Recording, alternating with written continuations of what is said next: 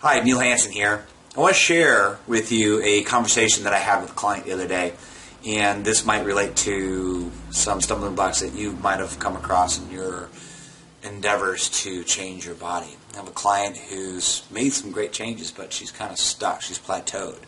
So we started talking about goals, and she's more in the idea, and I've given her choices, to want to figure out what she wants, give a ton of energy and emotion to that, knowing what you want as an end result, not knowing just what you want to get rid of, and adding emotion to that. A really powerful tool. You can use that to potentially trump any negative things that you have going on relative to where you are. Because where you are, if you have negative emotion, there's negative language, there's a visual component, there's a kinesthetic, auditory, there's a lot of meat to that. So if you create the opposite, meat, if you will, the way you think, the way that you see yourself, and the way that you feel about it, physically as well as emotionally, if you can use that formula, that chemical compound, to be your dominant point of focus, you can trump the negative part. The other option is to eliminate the negative, so it's no longer a problem, meaning you accept and choose where you are without any negativity, and then you use that previous experience to help you realize what it is that you do want, and then you develop the other. That's the preferred method, but not everybody wants to go through all those steps. So, in asking her to describe her goal, which she was pretty clear on, at least when writing it down, she can close her eyes, she can see what she wanted, but just in conversation, I said, I want you to pay attention to the picture that's in your mind as you're converting with me, or you're conversating with me, and explaining to me what it is that you want. I want you to pay attention to the picture that shows up.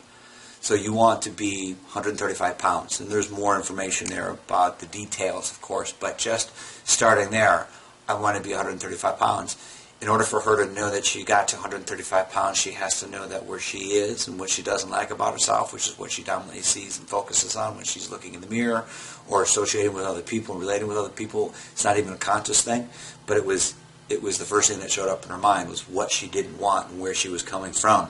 In order to get to 135 pounds, she has to know where she's starting from. And rather than looking solely at where she wanted to go, she was focusing on where she was, without even realizing it.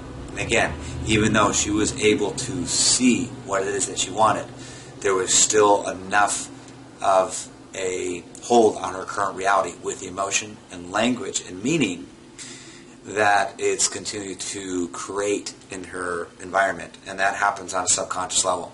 Her brain is continuously looking for things that match that dominant, strong picture, language, and feeling. So I encourage, if that's the same thing that you experience, is to try to find a way of accepting where you are. Understand that where you are is exactly where you should be relative to the information that you've been giving your body, whether it's the way that you've been eating, the way that you've been thinking, the way that you've been moving. And all of those are perfectly in line with the way that you've been emoting. And change the way that you feel, make peace with where you are, then focus on where you want to go.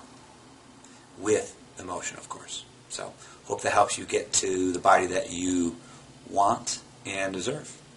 Thanks for watching. Have a great day.